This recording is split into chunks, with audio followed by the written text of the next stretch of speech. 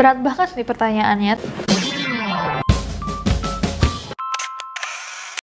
Hey guys, it's Nessie and how are you guys? Gimana kabarnya? Semoga masih semangat untuk menjalani minggu ini. And we are at 7 million subscribers. 7 juta. Aku nggak tahu gimana bentukannya kayak 7 juta orang. Tapi baru-baru ini aku ngeliat video ada protestor gitu, lagi demo, terus katanya ada 1 juta orang yang ikut demo, dan itu banyak banget. Aku jadi nggak kebayang kayak 7 juta tuh sebanyak apa. Anywho, aku mau bilang terima kasih banyak. Whether kamu subscribe waktu aku masih punya 70.000, 700.000, atau 7 juta. I love you very very much. Dan aku bangga banget karena aku tahu banyak konten-konten aku yang tidak gampang, tidak semudah itu untuk dimengerti banyak orang, atau nggak seringan itu untuk dicerna. Tapi fakta bahwa kalian menganggap ide-ide gila aku atau bahasan-bahasan topik yang berat-berat aku itu menarik, membuat aku bersyukur banget bahwa aku dipertemukan sama kalian. Greatest crew on earth, ya nggak? Jadi kalau misalnya kalian belum subscribe, pencet subscribe buttonnya dan join kru gila kita. Gas 10 juta nggak sih kayak? Anyways, beberapa hari yang lalu aku bilang sama kalian bahwa aku pingin banget kolaborasi sama kalian. Jadi kalian bisa kirimin pertanyaan kalian ke DM aku, dan aku bakal save ke HP yang masih kosong ini dari Renan Store, by the way, if you're wondering, dan jawabin langsung di video. So, udah banyak banget dari kalian yang ngirimin pertanyaan-pertanyaan yang seru. So without any further ado, let's get to your questions. Okay, by the way, stay tune sampai akhir video karena aku punya hadiah buat kalian. Oke? Right. Oke, kita akan mulai dengan pertanyaan pertama. Halo Kak Nessie. Halo. Aku tahu banget Kak Nessie pasti suka sama yang namanya Halloween kan. Nah, jadi aku kepo banget, Halloween tahun keberapa yang Kak Nessie paling suka atau yang paling berkesan di hidup Kak Nessie? Terima kasih.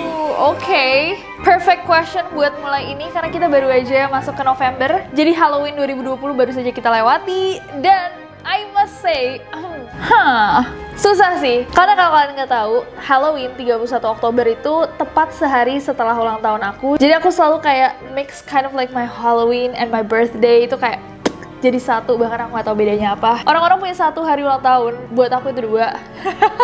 I just claim one. Ini kayak casing baru aku, guys. Aku beberapa hari ini megang HP ini tanpa casing tuh kayak bergetar. Much better. Okay, I must say 5 tahun yang lalu waktu aku masih S1, aku sempet tuh bikin Halloween party karena tugas aku di BEM memang bikin party-party doang. And that was quite fun. 2 tahun yang lalu Halloween di Prancis, aku jadi Kim Possible, itu juga seru. Tapi menurut aku yang terbaik kayaknya tahun ini deh.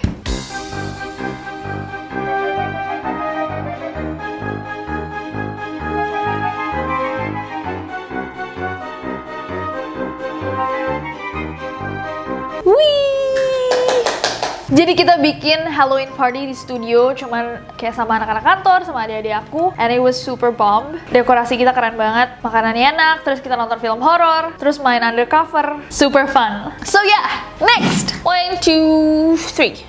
Halo Kak Nessie, kenalin nama aku Listia. Hai Listia. Aku mau nanya nih, selama bikin video horor, pernah ada paranormal experience nggak? Ceritain dong. Aku udah ditanya ini 1 juta kali, dan jawabannya enggak. Next, okay. Next question. Kak Nessie, aku punya satu pertanyaan yang gak masuk di akal. Oh. Gimana jadinya kalau film-film horor di dunia ini dibuat secara nyata? Jadi orang mati dimatiin beneran, orang dibunuh beneran. Itu gimana jadinya? Tapi semuanya itu dengan directorin filmnya dan diproduksi secara legal. Gimana? Oke. Sebentar. Gimana? Oke, jadi pertanyaannya kayaknya ya, kalau misalkan aku ngertinya bener, gimana kalau ketika syuting film, orang-orang yang mati itu bener-bener dibunuh gitu loh. Kan di film-film horor biasanya ada tuh yang kayak didatengin sama setannya terus mati, tapi ternyata dibunuh beneran gitu buat filmnya. Tapi dalam kurung, hal ini semua legal. Jadi aktor-aktornya itu mati untuk entertainment gitu ya? No? Maaf. Aku mencari cara untuk bisa pro dengan ide kamu, tapi kayaknya nggak perlu ya kan? Aku juga sangat tidak pro binatang meninggal mati untuk entertainment manusia, kayak sirkus-sirkus keliling dan sebagainya. Jadi kalau misalkan kamu tanya aku, keren, pastinya realistis banget karena memang real. Tapi kayaknya tidak etis dan sangat-sangat unnecessary, kayak tidak diperlukan sama sekali. Iya nggak? Kalau menurut kalian gimana? Ini pertanyaan yang sangat menarik. Apakah kalian pro atau tidak? Tapi gimana kalau misalkan artisnya juga mau? Mereka mau membuat show yang sangat menarik untuk entertain, untuk menghibur orang-orang. Coba komen di bawah, menurut kalian gimana? Next, okay, let's see. Pernah nggak sih Kanesi mengalami kendala-kendala yang sampai membuat Kanesi tuh jengkel banget dan udah mau nyerah dan mau berhenti sebagai YouTuber? Oh, kalau kalian tanya kendala-kendala sama NCC, sudah puas sekali kita dengan kendala-kendala. Ada hari-hari dimana internetnya oke guys, seharian, tiba-tiba pas waktu upload, mereka kayak, I don't know, saya tidak bisa bekerja saat ini. Ada banyak video-video yang biasa-biasa aja, kita edit nggak apa-apa. Sekalinya kita lagi excited sama satu topik, tiba-tiba komputernya freeze, nggak bisa nyala. Ada, bilangin ay. Mati lampu mau upload. Ada, komputer error ada. Video lupa di schedule, tiba-tiba naik sendiri tanpa judul yang jelas. Ada. Kalian yang jadi neroris sudah lama pasti udah melalui banyak sekali drama-drama penguploadan dengan aku. Video render guys, udah berjam-jam, tiba-tiba kita sebut nggak namanya nih editor. Turun, Kak, kenapa? Ngulang lagi rendernya. Loh kenapa? Ketendang kabelnya. Mau nangis guys. Aduh banyak deh. Tapi kalau sampai di poin kayak aku mau stop gitu, sebenarnya ada lebih momen-momen kayak frustration, lebih kayak frustrasi sejenak. Kayak misalkan dulu kayak hampir setiap minggu aku share di Instastory kayak, guys, video kita masuk trending, video kita masuk trending, video kita masuk trending. Tiba-tiba satu hari kita nggak masuk trending sama sekali. Udah sejak mulai corona nggak tahu kenapa video kita kerasa kayak di-ban dari trending. Bahkan video-video yang dalam sehari mencapai views yang cukup tinggi yang kalian suka itu nggak bisa masuk trending. It's so weird to us, so it's frustrating. Bikin kita kayak, apa yang salah? Apakah kita menyalahi sistemnya atau apa? Sebenarnya nggak penting buat kita masuk ke trending, tapi lebih ke kayak video ini bagus loh dan orang-orang yang udah nonton itu suka banget. Jadi kita mau lebih banyak orang yang bisa nonton. Tapi kalau dia nggak bisa masuk trending, akhirnya orang-orang yang nggak tahu sama sekali bahwa aku upload video nggak bisa nonton konten yang kita udah siapkan sangat-sangat sulit dan menurut kita menarik banget. Itu doang sih frustrasi kita. Masuk trending pun buat kita bukan kayak haha gue masuk trending gitu. Kita seneng aja ketika masuk trending kayak wow, jadi more people, lebih banyak orang bisa ngeliat konten yang susah-susah kita siapkan buat kalian gitu aja. Anyways, ya belum ada sampai ke poin dimana kayak gue gak mau bikin konten lagi. Cause I love you guys. Next, okay, let's go. Hai Kanesi. Halo. Saya punya satu pertanyaan. Bagaimana cara agar kita berani public speaking di depan banyak orang? Public speaking. Gimana caranya biar kita bisa pede public speaking depan banyak orang? Sebenarnya kalau ngomongin public speaking, approach-nya tuh bisa beda-beda banget buat semua orang. Tergantung sepede apa kalian, senyaman apa kalian dengan audiensnya, sebaik apa kalian menguasai materi yang akan kalian presentasikan, dan sesering apa kalian sudah pernah mencoba berbicara depan umum. Jadi to be honest with you guys, aku itu dulu model orang yang kalau harus presentasi ke depan juga kayak Tapi truly practice makes perfect. Itu adalah kata-kata di bahasa Inggris yang berartikan semakin banyak kalian berlatih, semakin dekat kalian sama kesempurnaan. Jadi kayak kalau misalkan kalian banyak latihan, lama-lama kalian jadi good at it, you know. Kata I di bahasa Indonesia, pengalaman adalah guru terbaik. Jadi semakin banyak kalian punya pengalaman, semakin baik kalian dalam suatu hal. Kalau tips-tips dari aku biar kalian comfortable atau nyaman, yang pertama, kuasai materi yang akan kalian presentasikan atau bahasan yang akan kalian bicarakan. Ketika kalian pede dengan ilmu yang kalian ketahui, lebih kecil kemungkinannya kalian membuat kesalahan. Nah, biasanya kan kesalahan nih yang bikin kita gemeter, aduh takut banget salah ngomong ini, salah ngomong itu gitu kan. Jadi kuasai materinya. Yang kedua, coba aja santai. Jadi kayak biasanya stage fright atau kayak demam panggung itu ada sebelum kalian muncul di depan. Tapi begitu kalian muncul di depan, terus kalian lihat orang-orangnya kayak, oh oke, ternyata nggak semenakutkan itu gitu loh. Dan yang ketiga, ini kayaknya juga kalian biasa diajarin di sekolah nggak sih? Pokoknya ketika kalian ngomong sama orang, jangan satu jalur gitu loh. Tergantung sama bahasannya, tapi biasanya aku mencoba untuk jangan kayak kalian baca sesuatu ke orang-orang yang cuma mendengar. Jadi kayak kalian mau apa yang kalian bicarakan itu menjadi menarik, gak cuman secara audio tapi juga visual. Jadi kayak kalian bisa lebih interaktif, lebih chill, tapi sesuaikan bahasanya aja kayak dengan audiens kalian. Kalau misalkan memang kalian ngomongnya di depan teman-teman, ya bisa lebih nyantai. Tapi kalau misalkan kalian presentasi di depan kayak gubernur atau rektor, ya lebih sopan aja, tapi nggak harus yang kayak jadi hari ini saya akan mempresentasikan dengan gitu loh. Ngerti kan? Udahlah, aku udah kayak dosen di sini guys. Ini Q&A YouTube apa kelas universitas? Next, okay, let's hear it. Halo Kak. Halo. Aku Fabian, aku dari Banten. Aku mau nanya ke kakak, apa resolusi kakak di tahun 2021 dan apa yang Kak Nesi pengen capai di tahun 2021? Mungkin itu aja Kak, terima kasih. Good question. Apa resolusi aku di tahun 2021? 2020 aja kita belum survive sampai ujung.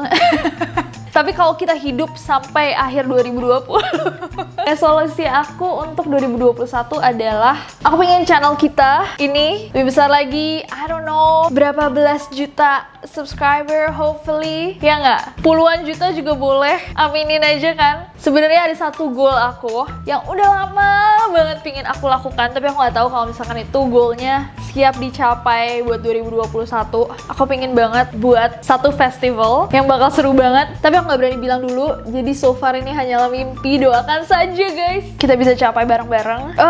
Series atau film maybe, I don't know. Crazy. Wow, banyak hal yang aku mau capai bareng kalian di 2021. Please aminin aja. Tapi aku juga mau denger dari kalian, resolusi kalian buat 2021, coba komen di bawah. Next. Oke. Hai Kak. Halo. Karakter kesukaan Kak Nesi di Harry Potter apa ya? Thank you. Karakter favorit aku di Harry Potter. Sulit. I've always kinda like Malfoy, Draco Malfoy, Narcissa Malfoy. Aku dari dulu tuh suka banget karakter-karakter yang kompleks, yang gak cuma satu dimensional kayak oh dia emang baik gitu. Aku suka yang kayak jahat, tapi dia baik nggak ya gitu.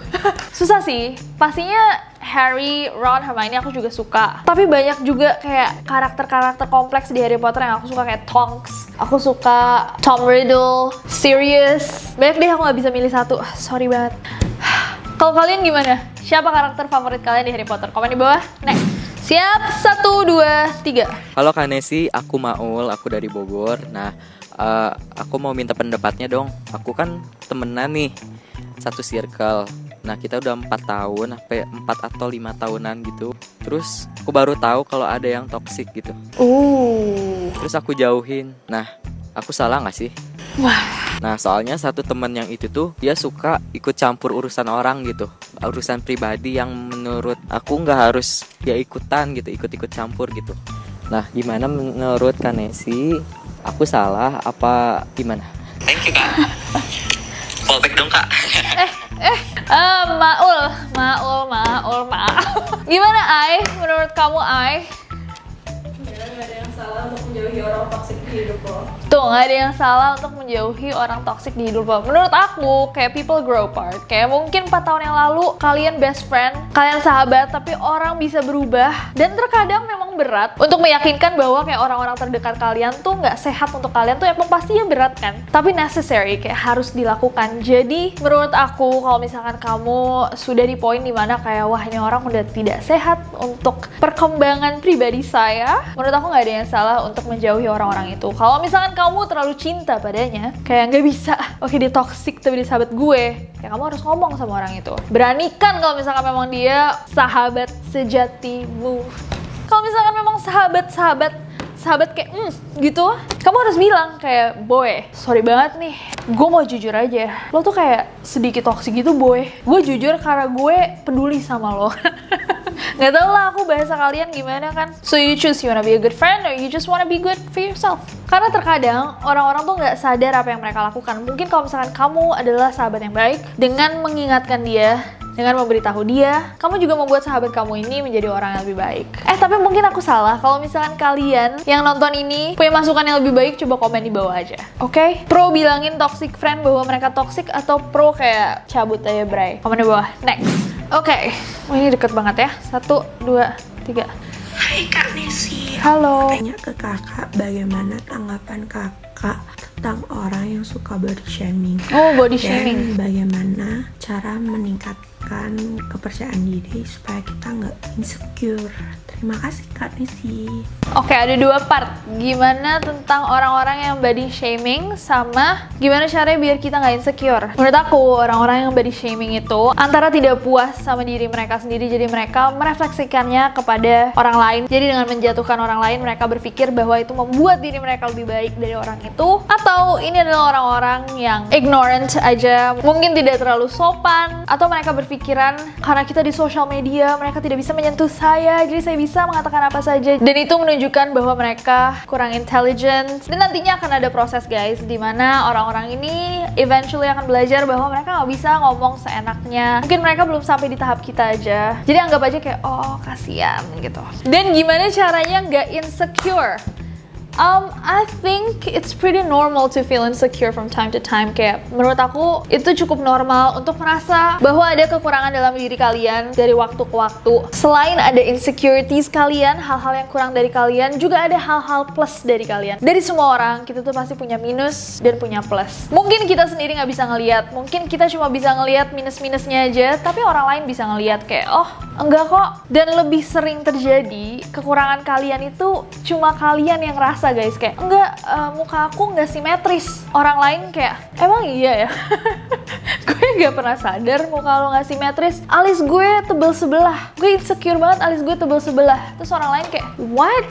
I never noticed that before. Atau hidung kalian sedikit bengkok ke kanan, nobody notice. Kadang-kadang kita yang lebih sadar tentang kekurangan kita dibanding orang lain. Ya emang sedikit nusuk ketika orang lain yang bilang kayak kok lo gini banget di foto ini gitu.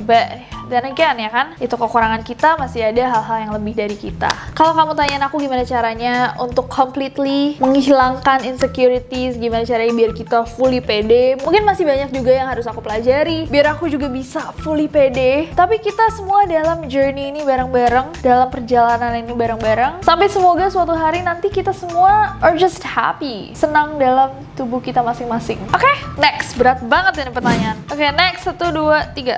Halo Kak Nesi. Halo. Sebelumnya perkenalkan nama gue Dani Hermawan. Semoga video gue masuk ini. Anjay.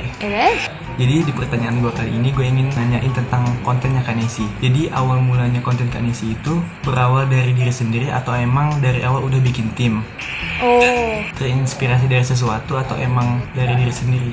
Itu aja sih. Sekian Kak Nesi. Bye. Oke, so di awal tentunya aku nggak punya tim guys. Semuanya dimulai, hampir semua YouTube kreator pastinya mulai sendiri, kecuali kalau misalnya kalian di backup sama perusahaan-perusahaan besar, aku nggak tahu. Yang jelas kreator yang purely benar-benar kreator kayak Aulion, aku, Chandra, Andovi, Jerome, Rachel Goddard, Fathia Izati, Agung Hapsah, dan banyak nama-nama lainnya mulainya pasti sendiri. Dan kalau dari kontennya, so far semuanya adalah keputusan aku, dan aku bikin konten-konten ini ketika aku ingin berbagi sama kalian hal-hal yang menurut aku menarik. Jadi datangnya dari aku. Jadi terinspirasi buat aku, kayak terinspirasi kegigihan seorang kreator, pastinya teknik pengambilan gambar atau editing. Mungkin aku bisa terinspirasi sama kreator lain, tapi kalau misalnya konten, so far semuanya datang dari aku, and hopefully you guys like it. Next, 1, 2, 3. Halo Kak Nesi, kenalin aku Karima. Hai Karima. Mau tanya Kak Nesi, apa sih yang membuat Kak Nesi itu suka Halloween? Suasananya mungkin atau apa gitu? Mungkin bisa diceritain Kak.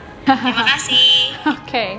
Kenapa aku suka Halloween? Halloween itu 1 hari setelah ulang tahun aku. Jadi kayak mindset, vibe-nya Halloween tuh selalu aku korelasikan dengan waktu dimana aku mendapatkan banyak hadiah-hadiah.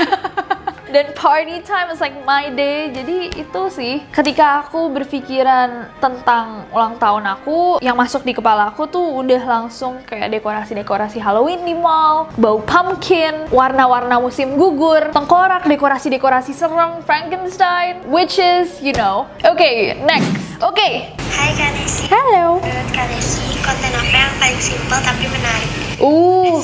Konten apa yang paling simple tapi menarik? Kalau di channel aku suka banget creepypasta. Menurut aku tuh simple banget. Aku cuma bacain cerita-cerita 2 kalimat, tapi menurut aku kayak seru banget. Kalau secara general, konten apa yang simple tapi menarik? Ini cukup random. tapi aku sangat enjoy ketika aku nonton orang bikin what's in my bag. Jadi kayak cuma ngeluarin aja isi tas mereka, itu aku kayak I love it. Ternyata aku sekepo itu, guys. Kalau kalian gimana? Apa konten yang simple tapi menurut kalian menarik? Mungkin orang-orang, teman-teman kalian di sekitar kalian kayak nggak ngerti ngapain sih lo nonton itu, apa sih faedahnya, tapi menurut kalian itu menarik banget. Coba komen di bawah. Oke, next. 1, 2, 3. Mbak Nesi, ini Arif dari Depok mau nanya. Halo. Dari semua video yang pernah kamu buat, ada nggak sih momen yang bener-bener bikin kamu nggak bisa tidur? Kayak ada gangguan atau ada kendala yang menurut kamu it doesn't make sense? Ceritain. Oke, dari syuting Semua Neror, satu-satunya aku nggak bisa tidur itu hanya setelah aku nonton filming dan editing video yang tentang kartun-kartun terseram ya, yang ada lagunya Mickey Mouse. Itu satu-satunya doang aku nggak bisa tidur. Kayak aku nggak tahu kenapa, mungkin hari itu aku minum terlalu banyak kopi atau aku lagi capek banget. Itu bener-bener bikin aku tegang banget tanpa alasan yang jelas. Jadi malam-malam aku ingat banget jam 2, jam 3 pagi tuh aku nelfon Bram kayak aku nggak bisa tidur. Aku kayak kebayang, setiap aku nutup mata aku kebayang sama lagu itu, aku kebayang sama kartun itu, dan aku marah banget sama diri aku sendiri karena aku nggak pernah terefek konten film kecuali pas aku kecil. Aku tuh nggak ada efeknya sama aku. Kayak aku bisa ke Halloween Horror Festival, aku bisa nonton film horor 6 maraton, nggak apa-apa, aku tidur nyantai-nyantai aja gitu. Tapi nggak tahu kenapa malam itu it got to me. Mungkin aku lagi capek, mungkin aku frustrasi, mungkin waktu itu lagi zaman-zaman skripsi. I don't know. Tapi ya itu satu-satunya yang pernah bikin aku tegang. Next. Oke, dan ini yang terakhir kita dengarkan. 1, 2, 3. Hi Kak Nesi. Hello. Congratulations on 7 million subscribers on YouTube. Thank you so much. I have a question for you. What is your biggest fear in life? Thank you. What is my biggest fear in life? Apa ketakutan terbesarku dalam hidup? I would say ketakutan terbesar. Susah ya, berat banget nih pertanyaannya. Thank you so much. Ketakutan aku terbesar dalam hidup adalah ketika aku tua nanti dan aku cuman bisa tiduran on my deathbed atau kayak kasur terakhir aku nih, dan aku look back, kayak aku nginget-nginget kehidupan aku dan aku berpikiran bahwa aduh, aku nyesel banget aku berakhir di sini gitu. Mestinya aku melakukan ini, mestinya aku melakukan itu, mestinya aku melakukan itu. Dan itu kayak ketakutan terbesar aku adalah menyesali hal-hal yang hari ini mestinya aku lakukan tapi tidak aku lakukan karena mungkin aku malas, atau mungkin aku takut, atau mungkin aku tidak menyadarinya. Itu atau mengapung sendirian di tengah laut. Serem gak sih? Kayak kalau kamu mengapung sendirian di tengah lautan, terus tiba-tiba malam tiba, oh hell no. Kayak kamu, let me just die. Yeah, let me just die. Like, please just eat me. Atau terdampar sendirian di dalam pulau yang kamu nggak sampai orang satupun. Mati sih aku sumpah hari pertama. Aku bakal kayak nggak ada orang nih di sini. Atau mati gara-gara napasnya terdesak dalam tempat sempit gitu. Oke, enough. So thank you semuanya buat pertanyaan-pertanyaan yang sangat maaf kalau misalkan pertanyaan kalian gak masuk ke dalam video kali ini, karena memang ada kayak ribuan pertanyaan yang masuk dan banyak juga dari kalian yang salah ngirim konsepnya, jadi kayak pakai Instastory dikirim ke aku jadi aku gak bisa save. I'm sorry but that's like not my fault. Tapi aku punya satu surprise lagi buat kalian. Jadi buat Halloween kemarin aku ngirimin care package untuk teman-teman aku. Jadi ini sebagai hadiah kecil gitu untuk teman-teman aku yang pasti nggak bisa merayakan Halloween keluar, partying seperti biasanya. Jadi aku kirimin satu box yang super special. It says All Hallows Eve at Home care package for my dearest. Dan ini nggak dijual untuk umum, at least belum dijual untuk umum, kecuali kalau misalkan banyak banget dari kalian yang mau. Isinya ada seperti ini, ada kaos Neror, ada kaos kaki, ada permen dan coklat, ada masker, ada popcorn, dan yang paling spesial adalah ini. Ini adalah 3 kartu yang aku tulis sendiri. Isinya adalah rekomendasi Neror, rekomendasi film horor, dan juga list lucu untuk membuat horror night kalian spesial. Ini menurut aku hadiah yang terbaik di sini. Dan aku ngirimin ini bahkan gak ke semua temanku. I wish, karena aku gak punya cukup waktu untuk bikin sebanyak itu. Tapi aku sisain satu spesial buat salah satu dari kalian. I wish aku bisa ngirimin 7 juta dari kalian. Tapi seperti yang kalian tahu, kebanyakan Neror itu demonetize. Jadi aku nggak punya uang guys buat ngirimin 7 juta dari kalian. Tapi satu dari kalian bakal dapetin box super special ini sebagai representasi dari Neroris, karena kalian adalah sahabat-sahabatku juga. Tapi kalian harus membuktikan bahwa kalian worthy, berhak menjadi representasi dari Neroris. Jadi kalian bisa tunjukin aku di Instagram. Apa Ai? Kasih tahu Ai. Caranya gampang banget. Kalian cuma harus impersonate Kanesi dalam menyampaikan video. Bisa neror, bisa general, apapun itu semirip mungkin dari intonasinya, mimik wajahnya, kalau bisa makeup or apapun yang ada di sekitar videonya, semirip mungkin, dan dikirimin ke Instagram. Ya, post aja di Instagram, gak usah panjang-panjang, 10 detik cukup guys. Dan post ke Instagram dengan hashtag NerorisRepresent. Udah, itu aja cukup. Oh, dan tag aku dan Nesi Horror biar kita bisa lihat. Okay, but other than that, thank you so much for 7 million subscribers, you guys. Bener-bener, thank you so much. I love each and every one of you. Terima kasih udah memilih untuk subscribe ke channel ini. Semoga kedepannya kita bisa bikin lebih banyak konten yang menarik untuk kalian. Kita selalu mendengarkan semua masukan-masukan kalian, konten-konten requestan kalian. Dan aku dan NCC merasa sangat beruntung karena Neroris, literally you guys are the best. Kru yang paling aktif, paling seru request-requestnya, paling berbobot komentar-komentarnya, dan terdiri dari banyak banget orang, beragam umur, dan gak cuma di Indonesia, dari Malaysia, dari Brunei. And I just wanna say thank you so much. But ya, seperti aku bilang, kita selalu dengerin request-request dari kalian, jadi jangan lupa tulis request kalian untuk video-video selanjutnya di bawah. Dan other than that, I hope that you guys enjoy this video. Kalau misalkan kalian suka videonya, klik like-nya, follow aku di Instagram dan Twitter, gampang banget, Nesi Caca, dan subscribe ke channel ini, juga nyalain notification ya, biar kalian tahu kalau misalkan aku upload video baru, karena aku gak sabar buat ketemu kalian lagi. Bye-bye!